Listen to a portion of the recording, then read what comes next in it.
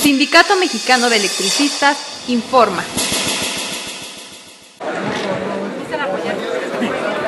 Compañeras, compañeros, buenas tardes.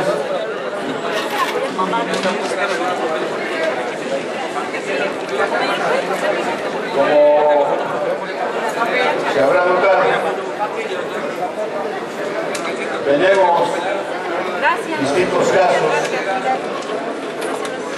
de compañeros y compañeras de la resistencia que están sufriendo diversas vicisitudes que nos da la propia vida y la naturaleza, y son de distinta índole. Por ejemplo, ¿así escucha mejor? Okay. Y son de distinta índole, como es el caso, por ejemplo, de nuestra compañera Marta Nájera, que ya hizo uso de la palabra, y que todos nosotros hemos brindado un apoyo a partir de la enfermedad penosa que sufren. El otro caso es el de los compañeros Cacique. Desde luego que un fallecimiento nunca, y la buena voluntad nunca podrán reparar las pérdidas que nos acontecen. Han perdido a su señora madre, nos unimos a su pena, estamos con ellos y les damos nuestras más sinceras condolencias, y también ojalá podamos ser solidarios con ellos. Y el otro es el compañero que presenta una rifa para seguir pagando sus estudios, una cosa que también es muy loable. Como joven que está en la resistencia y que no se abandona, no cede su espíritu de continuar preparándose para poderse garantizar un mejor futuro.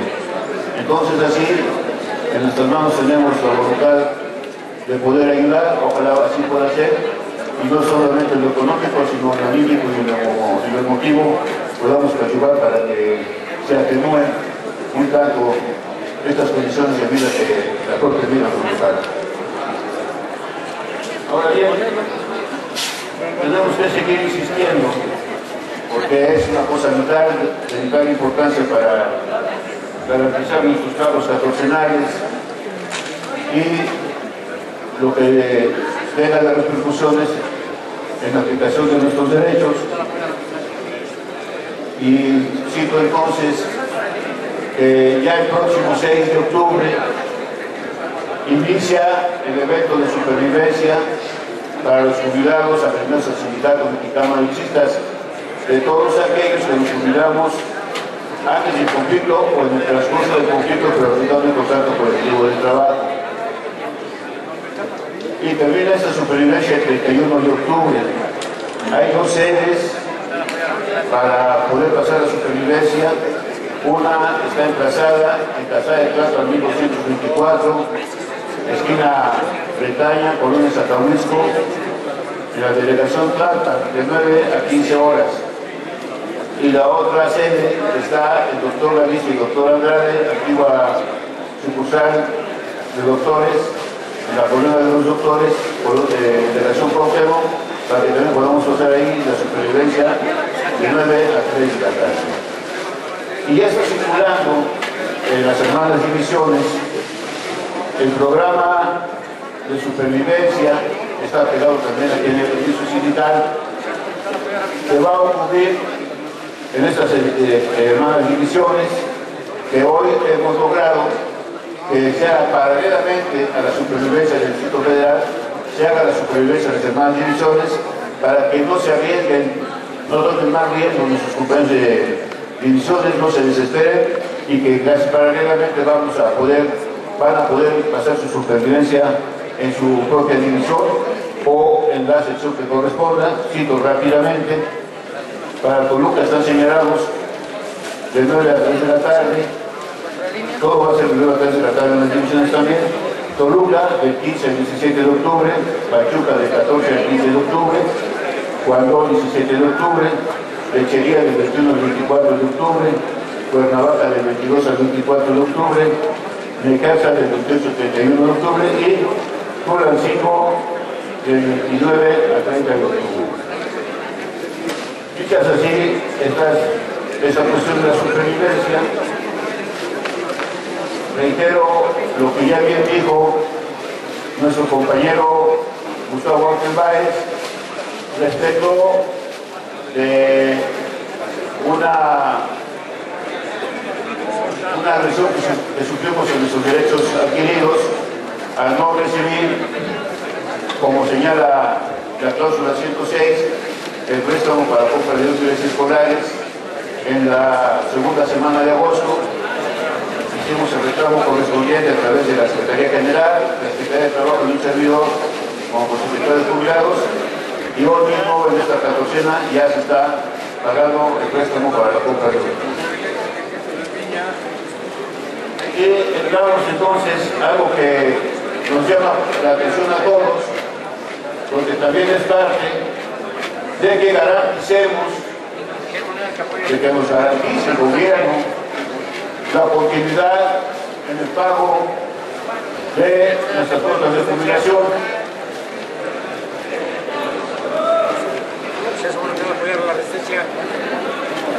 Efectivamente, el Ejecutivo Federal, a través de la Secretaría de Hacienda y Crédito Público, tenía hasta el 8 de septiembre para entregar su proyecto de presupuesto de egresos de la Federación de este año. Y ellos, a través del secretario de Hacienda, Luis Videgaray, lo entregó el 5 de diciembre a las 5 de la tarde en la Cámara de Diputados. Y se asignó para este año una cantidad importante en cuestión de la nómina de jubilados, y no solamente hablamos de los jubilados arrendados al sindicato, sino también de los jubilados de confianza, aunque no están señalados específicamente aquí. Lo que tenemos que decir es lo siguiente: independientemente del monto que se envía al Congreso de la Unión, hay una cuestión que no nos gusta y no nos va a gustar a nadie de nosotros, porque no se nos ha dado el mismo trato que se les da a otros jubilados de otras entidades, incluso aquellos que también sufrieron una extinción. Cito el caso del artículo 4 del decreto de extinción de Ferrocarriles Nacionales de México. En ese artículo refiere que el gobierno garantizará el pago de las jubilaciones otorgadas a través de un pago vitalicio, y para ello se creó un fondo de fideicomiso, etc.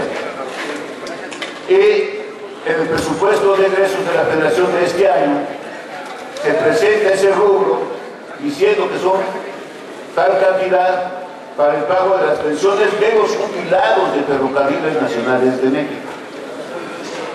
Y pongo ahí el acento de los jubilados de Ferrocarriles Nacionales de México. Y en el caso de nosotros dice la cantidad, el monto de la cantidad, y dice previsiones para el pago de pensiones, no, previsiones para las pensiones en curso de pago de los extrabajadores de Luz y Fuerza. Ahí está la diferencia en que habla de los jubilados de ferrocarriles y nosotros nos habla como ex trabajadores de Luz y Fuerza, sin darnos el título que tenemos, que merecemos, que es de jubilados. Y cito entonces el artículo 5 del decreto de extinción de Luz y Fuerza. Y cito entonces, ¿se escucha mejor?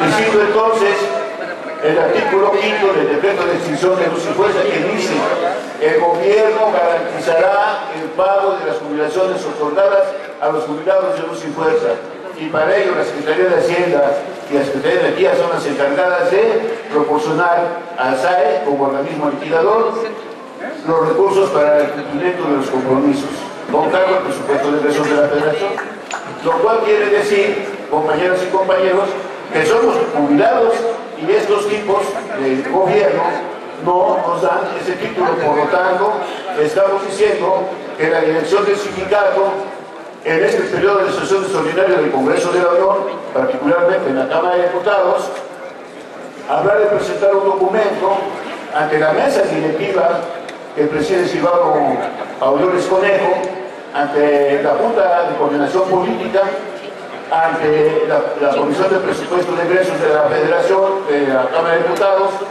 y ante las fracciones parlamentarias, un documento que diga que esperamos sea aprobado la partida para pagar nuestras cuotas de jubilación y que se modifique el texto que se refiere al pago de nuestras pensiones de jubilación, que se nos trate como dice el propio decreto y que no nos titulen como los trabajadores de bolsa. Cierto, lo somos, pero también es cierto que somos jubilados y entonces vamos a llevar ese documento para pedir al Congreso de la Unión, a las diferentes fracciones parlamentarias, que se modifique el texto de este presupuesto de egresos de la Federación. Ahora bien, podemos decir entonces que aparte de lo que mencionaron, hay una situación. ¿Cuál es el comportamiento cuando han sido las cantidades que se han solicitado anualmente para el pago de nuestras cuotas de jubilación? Por ejemplo, en el año 2013 se envió un presupuesto de egresos de 17.960 millones de pesos, compañeras y compañeros, en números cerrados. Y en el 14 se presentó un presupuesto de 18.640 millones de pesos. Para este año se propone una cantidad, se proyecta una cantidad de 19.393 millones de pesos. Ha sufrido una evolución para pagar la nómina en cuotas de jubilación de los jubilados de luz y fuerza, sindicalizados y de confianza. Hasta julio de este año, compañeras y compañeros, somos 20.261 jubilados. Sin contar, desde luego, a nuestros compañeros 996 que reciben a partir de una pensión vitalicia. Luego entonces estamos en ese sentido atentos a lo que va a pasar en este periodo ordinario de sesiones con el documento que acabo de referir, para que nos dé certeza, para que tengamos certidumbre de que la dirección del sindicato y la Comisión de Trabajo estamos actuando de manera responsable y poder llevar a cabo las propuestas que aquí he mencionado, incluyendo la modificación al texto de las pensiones, al texto de las jubilaciones.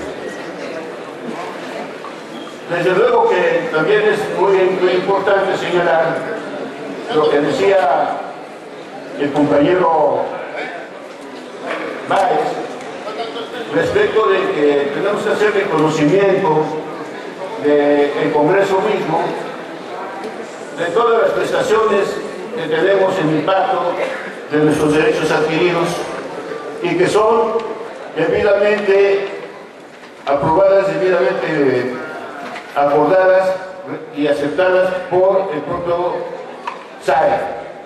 Ya citó Ángel las cláusulas correspondientes, ¿no? Cláusula 64, cláusula 98, cláusula 112, cláusula 71, cláusula 72, etcétera.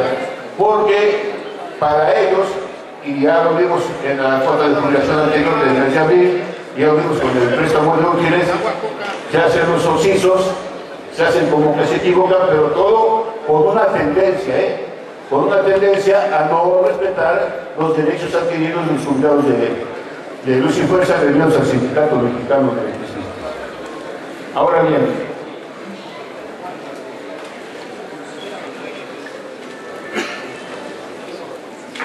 que aparte de lo que hemos citado, ¿cuál es la perspectiva? ¿Cuáles son los pasos a seguir? ¿Qué debemos de hacer para nivelar, para mejorar la correlación de fuerzas que tenemos ante la mesa de negociación con gobernación? Puede haber distintas opiniones, inclusive corrillos de lobby, de patio, de pasillo, respecto de lo que debemos o podemos hacer, pero yo me retrotraigo a lo que pasó el 30 de enero. Ya sabemos todos qué es eso, solamente lo vamos a referir, no vamos a hacer historia. El 30 de enero nos da un corte que parece ser aniquilar a Resné a partir de el dictamen de la Suprema Corte de Justicia de que prevalecía el laudo de la Junta Federal de Conciliación de Arbitraje, en donde se negaba ya las relaciones individuales y colectivas del Sindicato Mexicano de Electricistas ante ellos. Y la Asamblea del 6 de febrero nos dijimos que habría que actuar políticamente ante la Comisión Interamericana de Derechos Humanos. ¿Cuál es la situación, compañeros y compañeros, a partir de eso? Que el gobierno no ceja en su intento de desestabilizar al sindicato y procurar crear escenarios, ¿no?, que le sean útiles para negar, para cancelar los derechos adquiridos de los jubilados y también los derechos adquiridos de la resistencia. Por ello, se citó hace 2 días, aquí mismo, en la Comisión de Trabajo, la dirección del sindicato ha planteado que para que no se cumplan los 2 años de prescripción que señalan a partir de la notificación que nos dan, que prevalece el laudo de la Junta Federal, habrá que interponer en ese propio juicio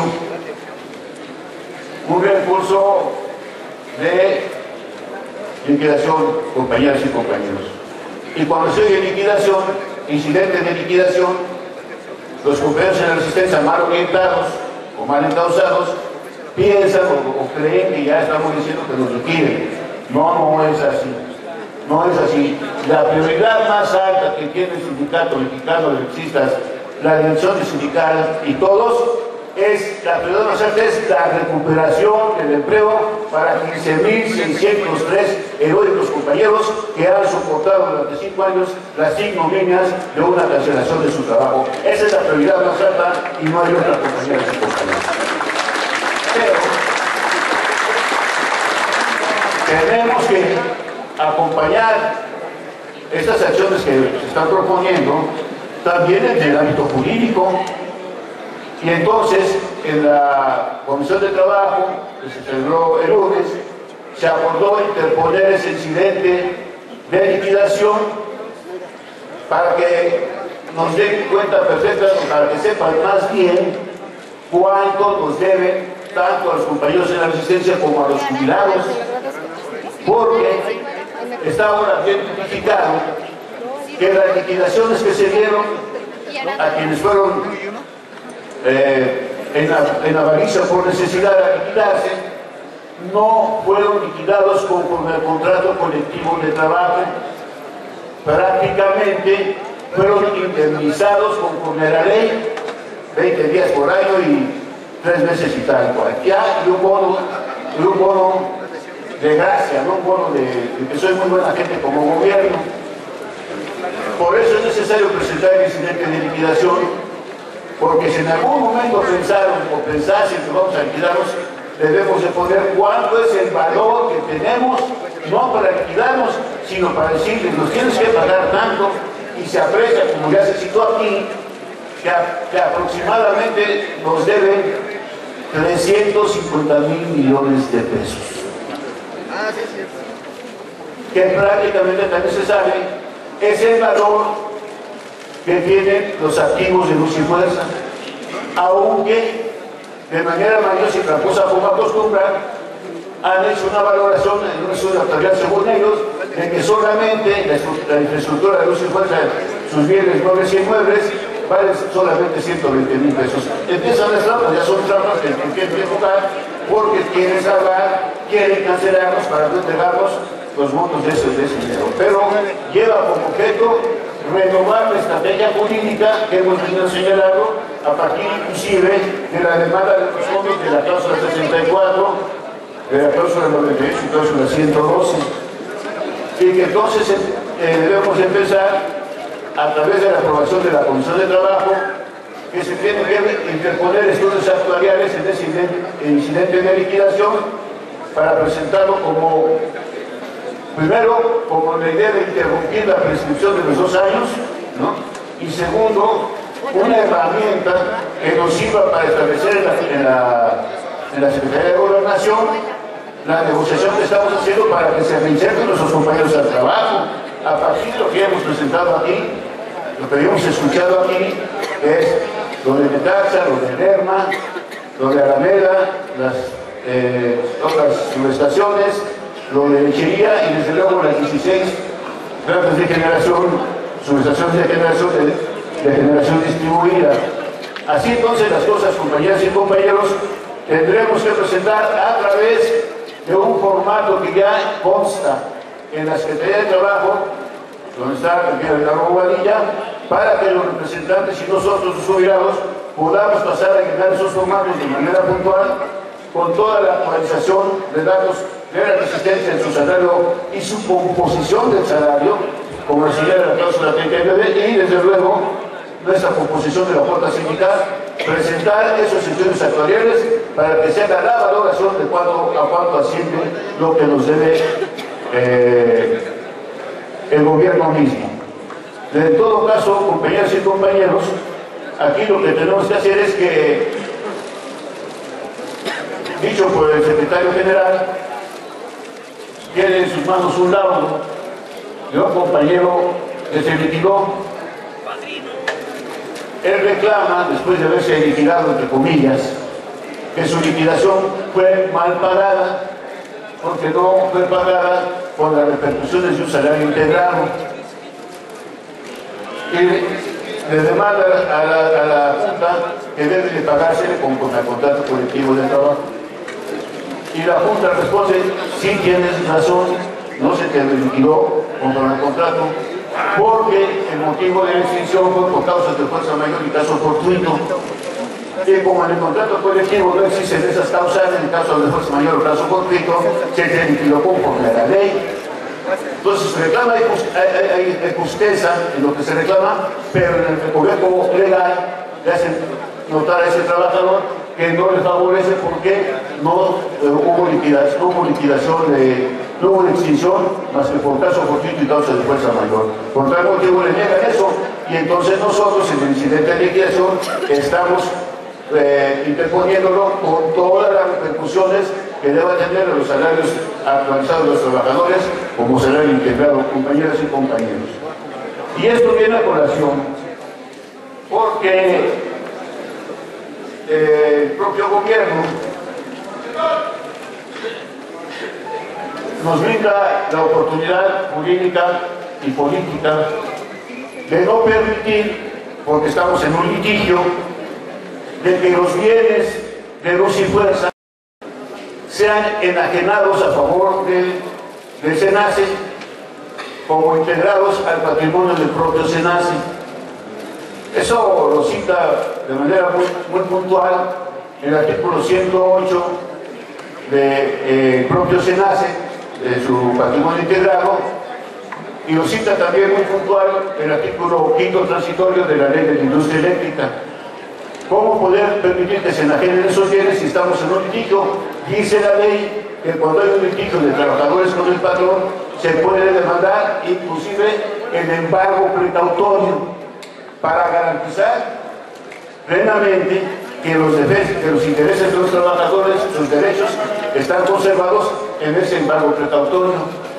De tal suerte que, en todas estas condiciones, compañeras y compañeros, estamos diciendo entonces que tenemos en nuestras manos, tenemos en nuestras actividades, continuar con la estrategia jurídica, pero acompañarla con la estrategia política. Hay que seguir negociando con Gobernación, aunque no nos parezca, no tenemos con quién negociar más, y continuar presionando en lo jurídico, en lo político y en lo económico. Y parte de estas jugadas se establecen en lo económico, como ya hemos citado considerablemente.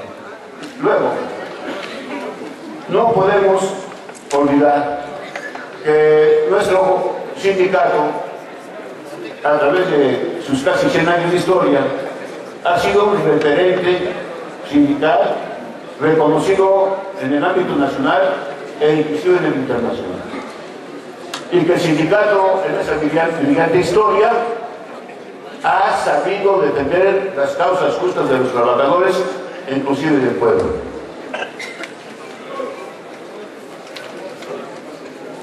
Por eso, nos parece justa la demanda, la iniciativa de Miguel Ángel Mancera, jefe de gobierno de esta capital, en un reclamo de ajustar, de revalorar los salarios mínimos, pero visto desde la perspectiva de que efectivamente el salario de los trabajadores, históricamente, particularmente desde 1975, ha sufrido una gran revaloración y tendremos que reclamar y seguir reclamando desde ese ángulo, compañeras y compañeros. Porque se ha dicho, ¿no? Y lo dice el PRD y ahora el PAN, y aquí se dijo, no, pues hasta el PAN está reclamando, sí. Nada más que no tienen vergüenza, son unos sinvergüenzas. ¿Y saben por qué? Porque permitieron en una reforma laboral que se especializara y se especializara el empleo de México, cuando es cierto, con el famoso outsourcing. Y ahora ya aprobamos la ley laboral para que se jodan al trabajador, y ahora, en un tema electoral que viene el próximo año, ahora sí hay que defender los salarios de los trabajadores. Eso es una perversidad. Hay que defender los salarios, sí. ¿Por qué? Porque somos la clase, somos trabajadores, somos fundados.